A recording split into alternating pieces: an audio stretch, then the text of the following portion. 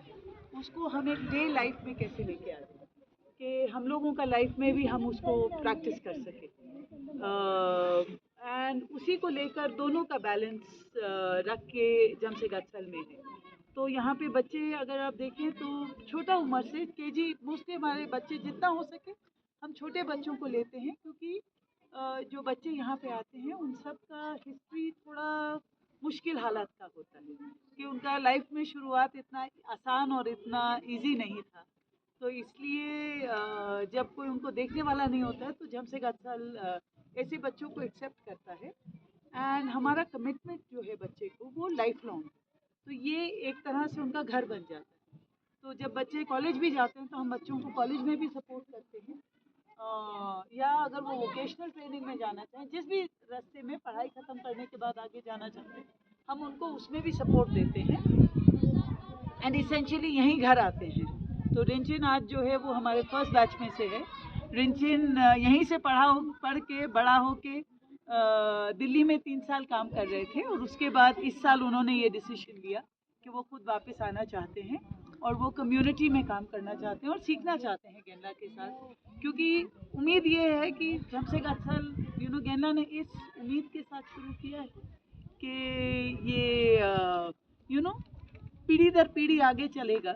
लेकिन अगला जनरेशन जो है अब रिंचिन और उनके कई जो उनके साथ पढ़े हुए बच्चे हैं वो लोग अगला जनरेशन है और अभी हम इन लोगों को गाइड कर रहे हैं और तैयार कर रहे हैं यहाँ का लीडरशिप लेने के लिए। तो ये हम लोगों का एक हर समय गेला का गोल रहा है कि लाइक ये एक बिजनेस की तरह नहीं है या एक संस्था की तरह नहीं है, ये एक परिवार है और एक परिवार में जब अपने परिवार के लोग बड़े होते हैं उम्र तो यंगर जनरेशन जो है वो एक रिस्पॉन्सिबिलिटी ले लेती। तो उस तरह से झपसे का एक फाउंडेशन है। हमारा फाउंडेशन बेसिकली फैमिली से होता है। Education is a big part of it but सबसे पहले एक बच्चे को जब वो मुश्किल हालत से आता है उसको सबसे पहले चाहिए कि एक घर, एक प्यार और एक सेफ जगह उसको हो बड़े होने के लिए।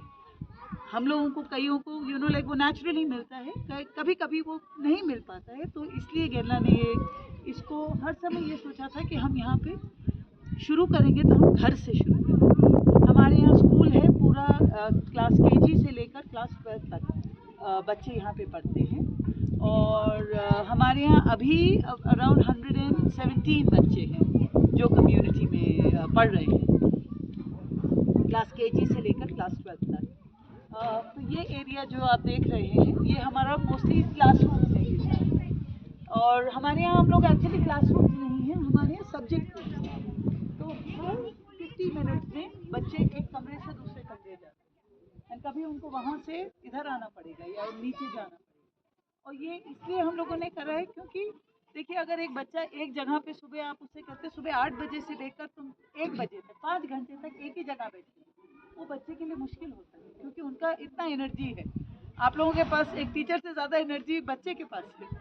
तो इसलिए हम लोगों ने इसको इस तरह से डिज़ाइन किया है कि हर 50 मिनट्स में बच्चा चेंज करता है। तो वो अगर उनका क्लास इंग्लिश रूम में शुरू होगा तो उसके बाद वो हिंदी रूम में जाएंगे, उसके बाद मैथ रूम में जाएंगे, science room, social studies room. तो हमारे यहाँ सब्जेक्ट रूम्स हैं, हमारे यहाँ क्लास रूम्स नहीं हैं हर लेवल पर। सिर्फ केजी के छोटे बच्चे हैं उनको इतना ज़्यादा मूवमेंट कराएंगे तो वो भी डिस्ट्रैक्ट हो जाते हैं। तो केजी क्लास में एंड हम लोग उधर चलते हैं, वो हमारे नए वाले क्लासरूम्स हैं। शो यू सब क्लासरूम्स तो आप अलग अलग लेवल्स के क्लासरूम्स देख सकते हैं। हम लोग काफ़ी खुला एनवायरनमेंट रखते हैं अपने क्लासरूम्स में भी क्योंकि इतनी सुंदर जगह पे रह रहे हैं तो बच्चों को उससे एक इंस्पिरेशन मिलना चाहिए। हमको उसको एक बंद कमरे में रखना वो हम लोगों को तो ये जैसे हम बच्चों का प्राइमरी स्कूल का EVS का क्लासरूम है, एनवायरमेंटल साइंसेस। तो यहाँ पे यानी टीचर को भी उसमें मिलता है एक अपॉर्चुनिटी कि वो अपने क्लास को बेस्ट बना सके कि अगर मुझे EVS पढ़ाना है तो मैं उस कमरे को EVS के हिसाब से, अगर आप देखें उनके पास प्लांट्स हैं, उन्होंने एक रीडिंग का सेक्शन रखा है। तो ये हर टीचर अपना क्लासरूम को अपने हिसाब से डिज़ाइन कर सकता है और बच्चे को भी फिर लगता है ओ अच्छा मैं अभी इस क्लासरूम में हूँ तो इस चीज़ के ऊपर मुझे फोकस करना है। EVS का है शुरू में जैसे लोग कहते थे कि अरे बच्चे आप उनको बाहर भेज देंगे, 50 मिनट का क्लास है, बच्चे 20 मिनट तक क्लास में ही नहीं आएंगे, क्लास कैसे होगा। बट जब बच्चों को मालूम है कि यही हमारा रूटीन है, तो बच्चे उस रूटीन में ढल जाते हैं। तो वो हर 50 मिनट में विदिन 5 मिनट्स और नेचुरल उनको ब्रेक मिल जाता है। अगर बच्चे को जाना तो क्लास के बीच में उसको जाने की ज़रूरत नहीं है। वो नहीं कहता है कि टीचर मैं थोड़ा बाथरूम जा सकता हूँ क्या, क्योंकि उसे मालूम है कि 50 मिनट बाद उसके पास वो टाइम है, वो 5 मिनट है कि वो बाथरूम जाके अपना क्लास के अंदर एंटर कर सकता है। और उससे कांस्टेंट मूवमेंट से बच्चा भी फ्रेश माइंड से क्लास में आता है। ये इंग्लिश का क्लासरूम है छोटे बच्चों का। अभी क्योंकि छोटे बच्चे हैं तो उनको हम लोग ज़्यादा जगह दिए हुए हैं। वो हमारी पुरानी बिल्डिंग्स हैं, लेकिन वहाँ पे मोस्टली मिडिल स्कूल और हाई स्कूल की क्लासरूम्स, सब्जेक्ट रूम्स वहाँ पे। तो आप लोग प्लीज़ आके आराम से देख सकते हैं, अगर आप क्लास के अंदर देखना चाहें कि वहाँ मटेरियल्स कैसे हैं। ये किंडरगार्टन केजी का क्लासरूम है, आप लोग क्लास देख सकते हैं। सुंदर है, वाह ऐसे स्टैंडर्ड।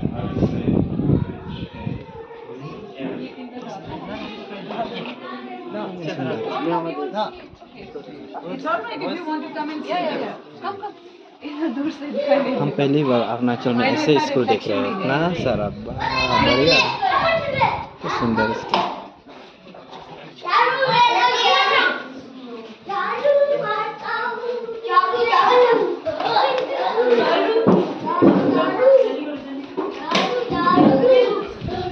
अगर आप में से किसी का कोई क्वेश्चन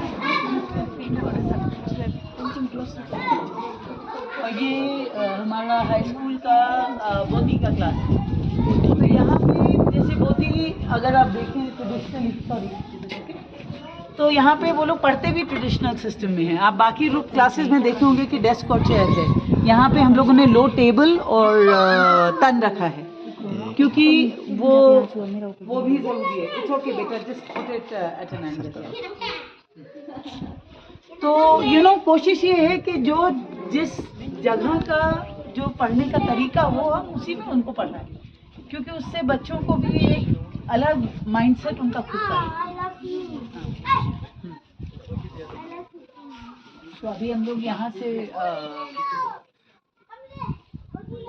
आप लोग सब यहीं से हैं या कहाँ से हैं?